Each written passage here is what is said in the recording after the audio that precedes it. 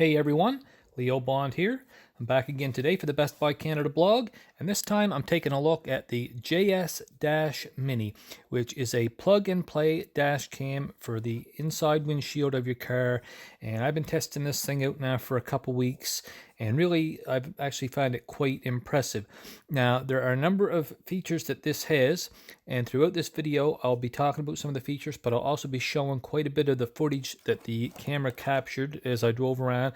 I want to show daytime footage and some nighttime footage, but before we get too far into that, I'll just roll some of that footage while I talk about some of the benefits of one of these cameras, because there really are quite a few benefits to them.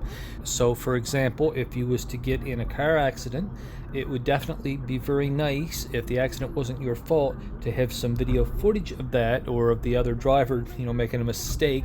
That could help you in court, it could help you with legal liability, and even potentially with insurance rates to keep them from skyrocketing on you.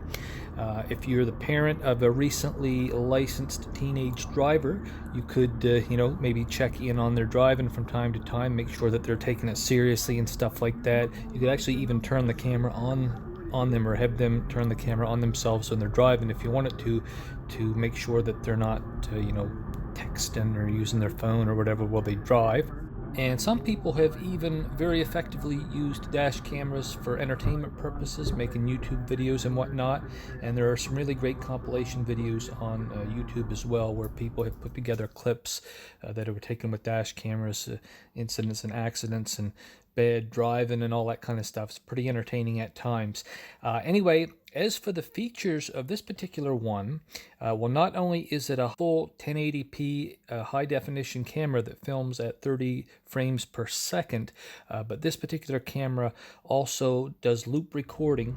And what I've noticed is that it puts the videos in 1-minute chunks. So if you're driving around for 20 minutes, you'd have 20 individual minutes, and that way it can record over the old stuff as you get to newer footage.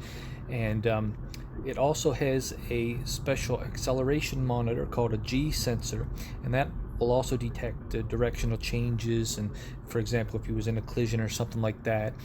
There's night vision, and I've definitely noticed that the footage is very clear after dark when I've been driving around on this. It has a 1.5-inch LED display screen on the side that's facing you as the driver, so you can kind of see what's going on. Although that is a pretty small screen, and when you're driving you really shouldn't be trying to look at it, because you can't see too much unless you kind of sort of get up close to it or really stare at it. There's a built-in microphone, so you can record all the audio that takes place in your car or outside of your car. The way that it plugs in, there's a 3.5 meter cord that plugs into a cigarette lighter adapter and then plugs into the camera. And there's also a separate USB charging cord, so you just basically bring it in the house and charge it up. And then there's a little mount that sticks on your window. It uses 3M adhesive tape, sticks onto the inside windshield, and you can just leave that up there permanently, and then the camera will screw on and screw off at any time. Now, like I say, I've been really enjoying this camera. The only really disappointing part about it is that it doesn't come with a micro SD card, and one is required in order to use the camera. So I had to go out and buy one. It's not super expensive or anything, but it is a bit annoying, and you have to format it and everything like that before you can use it. And really, that's the only problem with it, other than the fact that it does feel a little bit delicate.